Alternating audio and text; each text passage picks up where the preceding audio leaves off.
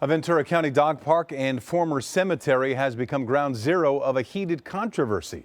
A tombstone has now been traced back to its original resting place after being removed years ago, but the fight continues to put it where it really belongs. Christine Lazar has the story you'll see only on KCAL 9.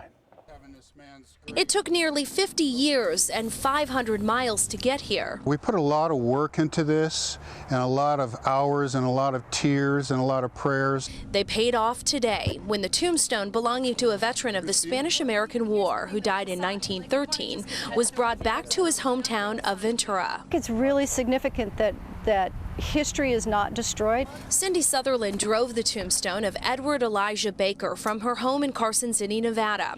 Her husband had found the all-marble grave marker in the 1960s in a canyon after the city of Ventura turned St. Marys Cemetery into a park. They removed the tombstones, but the some 3,000 bodies buried here remained. It's just very important to me that the people who are buried here be remembered. They shouldn't just totally be ignored and lost, because then their history is lost.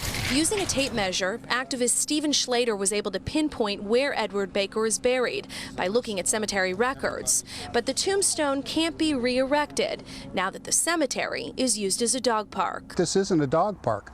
This is hallowed ground, and our pioneers are buried here, and they deserve a lot more than what they're getting. So Schlater will keep the tombstone at his home along with several others turned into him over the years. As head of the Restore St. Marys Cemetery Foundation, he's hoping to convince the city to shut down the dog park and turn it back into a cemetery.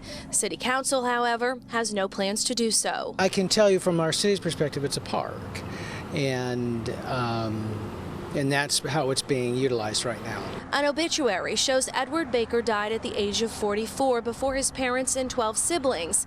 The cause of death is only listed as an illness of long duration. In Ventura, Christine Lazar, KCAL 9 News.